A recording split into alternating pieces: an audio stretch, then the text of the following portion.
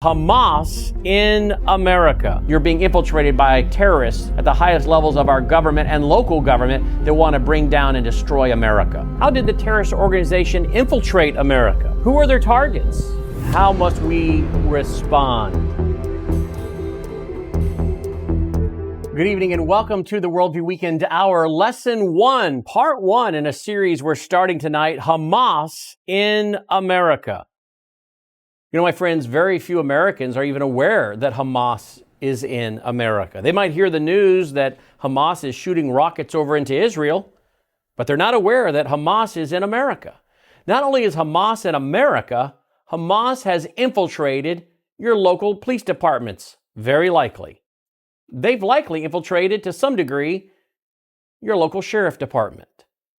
They've likely infiltrated many of the leaders in your religious community. They've likely infiltrated at the highest levels of your state government. And we know for a matter of fact, they have infiltrated at the highest levels of our federal government. In fact, some of their allies and proponents are in the United States Congress. They have openly won elections, and they are aligned with the terrorist organization Hamas. The organization Hamas runs under many different names. In one area, they will manufacture themselves as being all about civil rights, civil justice, social justice. And you might know that organization as CAIR, the Council on American Islamic Relations. But reality is, it's Hamas. And in this series, you'll learn what most Americans do not know. They have no clue that proponents of terrorism and jihad are living in their communities. So my friends, this is very important because one way to guarantee you lose the battle for your nation is to not know who the enemy is and not to name them.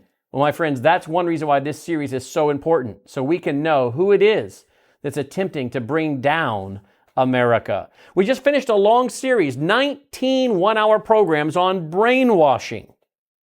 And indeed, many Americans have been brainwashed to believe that, well, what you're going to hear tonight is fake news. It's bigoted. It's racist. It's, all kinds of Islamophobic. There's a one for you.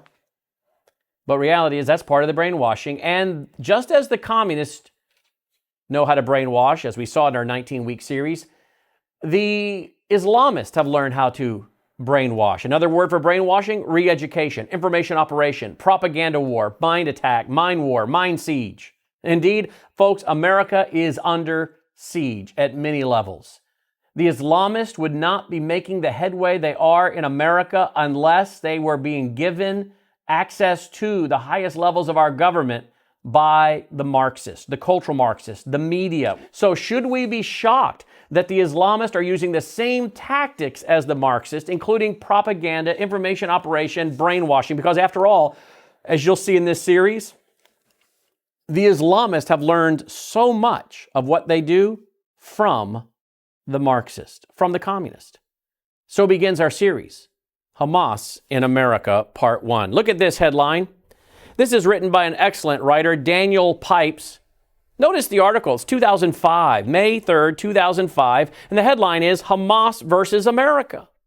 He writes, in November 2003, the Israelis arrested Jamal Akal, 23, a Canadian immigrant of Palestine origins, and a year later, he pled guilty to planning to kill Israeli officials traveling in the United States, as well as leaders of the American and Canadian Jewish communities. Well, that was in 2003. The article was 2005, and here we are. In August 2019, is the situation even more dire? Indeed it is. We now have seen they have killed, the red-green axis, Jews right here in America, with the largest slaughter of Jews in American history thus far in their synagogue in Pennsylvania in 2018. Well, don't forget, again, we have the Islamists working with the Marxists, working with Antifa, working with communist groups, Antifa being a communist group. And so there's that red-green axis, the red being the Marxist, the green being the Islamist. And again, the Islamists would be nowhere near where they are in the infiltration of America without the Marxists, without those who have betrayed their very own country. Look at this headline, Hamas in America. This article is dated 2004. Written by Eric Steckelbeck. He says, quote, that same day, accused Hamas money man Ismail Embarassi was arrested after authorities witnessed his wife videotaping Maryland's Chesapeake Bay Bridge from their SUV as he drove. The images captured by Mr. Embarrassi's wife included close-ups of cables and other features, quote, integral to the structural integrity of the bridge, end quote, according to court papers. Given that Mr. El-Barassi was recently announced as an unindicted co-conspirator in a scheme to finance Hamas terrorist attacks against Israel, you'd think the Bay Bridge incident would raise serious alarms.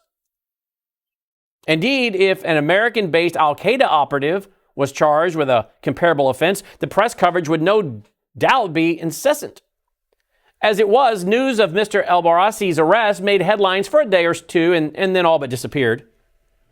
This casual indifference to the threat of Hamas members operating within America is not only misguided, it's dangerous. Hamas has long talked of expanding its operations to include American targets and continues to closely align itself with Iran and Syria, both persistent thorns in America's side. It's common knowledge, too, that America serves as a fertile base for Hamas fundraising activity. And FBI agents have expressed concern that the group's operatives in America currently have the capacity to carry out terrorist attacks on American soil. In fact, an FBI affidavit filed in Mr. El-Barassi's case, Agent Sean Deverode stated that al-Qaeda has been enlisting Hamas members to conduct surveillance of American targets.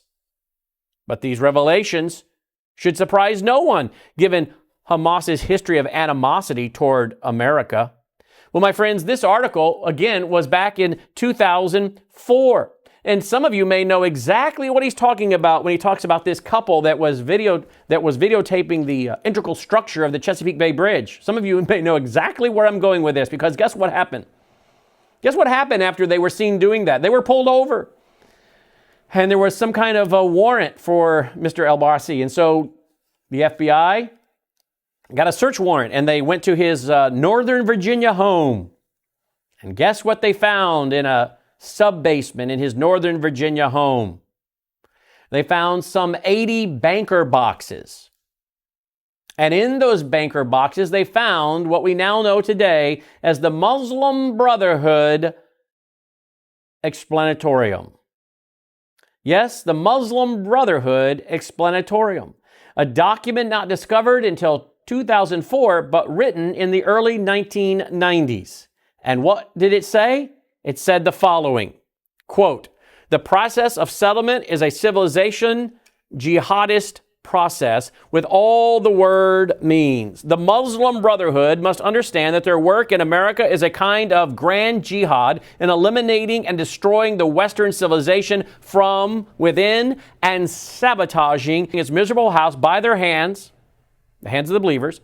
Then they go on to say we must possess a mastery of coalitions, the art of absorption, and the principles of cooperation. And many of you will remember that this is exactly what I talked about in the docu-movie Sabotage. That's why it's called Sabotage. It's all based on the Muslim Explanatorium, which declares that they will get Americans to sabotage their own house, meaning their own nation, by their own hands. And we're doing it. Because the American people don't know who the enemy is, will not identify them due to political correctness and ignorance, and in some cases due to the fact they have been co-opted, and in some cases because they have converted to Islam, and in some cases because they are Marxist. We are sabotaging our own nation. We are letting Hamas terrorists into the most key positions of power and national intelligence in our nation. And thereby we are sabotaging our own nation. And when individuals like myself and Shahram Hadian, a former Muslim and police officer, now a pastor, traveled to Sioux Falls, South Dakota in April of 2017 to do broadcasts, or I should say live conferences on this very topic, this kind of information to alert the American people. What happened? A gunman from Saudi Arabia came into our conference, as you well know, as is documented in the documovie Sabotage. Came into our conference with the Quran and videotaped the Quran and then panned the crowd. He was armed with 2 weapons. He was removed by our security that we had to hire because the police let him in the building. The police, by their own police reports, noted that they saw him come into the parking lot at a high rate of speed and park in the building next door, and then drive erratically out of that parking lot into the hotel parking lot, and yet they still let him in the building. They didn't stop him. And in fact, the officers that we hired and we paid for that were off duty said that night if we had not hired them, something bad certainly would have happened that night. Well, he was removed and he went out to his car and made 2 more videos, as you know, and brandished 5 weapons, including 2 semi-automatic rifles. And what he later boasted on Facebook was 1,200 rounds of ammunition, and told us to be afraid or be terrified. Took us 12 days to get him charged. The media interviewed him and turned him into a victim. And how did you feel about the fact that Mr. House and Mr. Shahram Hadian came to town? How did you feel, Mr. Islamist? They interviewed him as though he were the victim, we were the problem, while we were lifting up a shout of warning to America. You're being infiltrated by terrorists at the highest levels of our government and local government that want to bring down and destroy America. They're here scouting terrorist targets. They're here and they're planning the slaughter of Americans and Christians and Jews. And who has helped them? The cultural Marxists in the educational system and the media and in the government that do their bidding with propaganda and information operation and brainwashing and turn people like me and Shahram into the problem, and the would-be terrorists into the victims. And when he was finally charged at the federal level, a whopping 7 months. So when you try to warn the American people, what happens? This is what happens. You're shut down, as happened the next April, 2018, where Islamic groups and Antifa groups, identified by their own very Facebook page, Twitter page, tweets, picked up by Daily Caller and many other outlets, American Thinker and many others, they documented that our conferences were shut down by these groups, the red-green axis, in 4 out of 5 cities. The very next April, April 2018. So this is what happens when one tries to warn the American people, which is why we're thankful we can come to you live on Sunday nights and bring you this presentation, at least for now. As these groups are the ones trying to shut us down and stop us from lifting up a shout to warn our fellow Americans of all stripes, of all political persuasions, to be honest with you. Because if one thing these folks ought to understand, the feminists and the homosexuals, under Sharia, Islamic law, it will not bode well for them. Yes, they're getting Americans to sabotage our own nation, as they said they would do. But we just read from that report the connection between Hamas, that couple that was filming the Chesapeake Bay Bridge integral structure, and then the warrant on their Northern Virginia home that led to the sub-basement of 80 banker boxes where that Muslim Brotherhood explanatorium was found. Go to worldviewtube.com today. Also find us on all of these major platforms and download our WorldviewTube mobile app.